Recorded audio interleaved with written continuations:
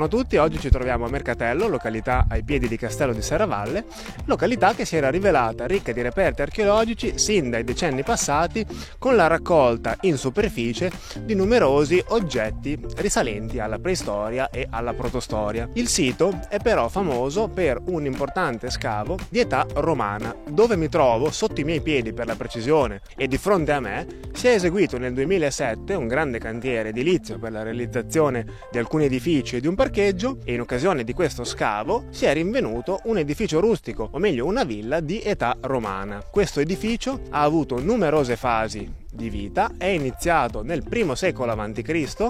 In questo luogo c'erano alcuni corsi d'acqua dell'odierno torrente Ghiaia, gli antichi corsi d'acqua di questo torrente, e l'edificio rustico li sfruttava in parte come via di comunicazione agevole per i commerci e in parte per le proprie attività.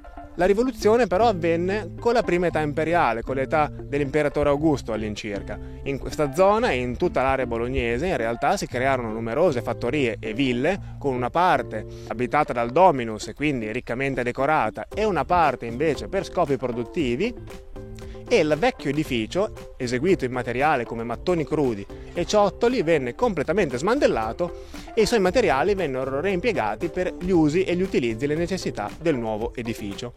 La struttura ebbe poi a subire una disgrazia nel corso del III secolo d.C., che ha costituito un periodo di crisi per tutto l'impero romano. Ci fu un grosso incendio che distrusse completamente l'edificio e quando fu ricostruito le sue zone subirono una ristrutturazione totale. La parte abitativa divenne ad utilizzo lavorativo e la parte che precedentemente era utilizzata come magazzino per la conservazione dei grani venne utilizzata come abitazione. Infatti si è trovato al suo interno un focolare per scaldarsi.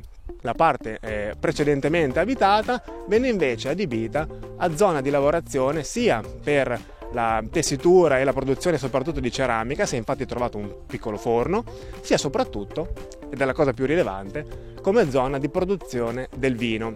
Si è trovato un grande pavimento che ospitava il torchio in legno, che purtroppo non si è conservato, e un enorme d'olio per lo stoccaggio di, pensate, circa 1000 litri, corrispondenti a una quarantina di anfore di vino.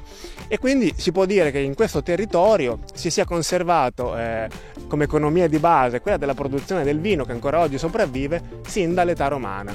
Per chi fosse interessato ai reperti provenienti da questo importante scavo romano, può trovare sul nostro sito i video in cui ne parliamo, fatti nelle settimane precedenti.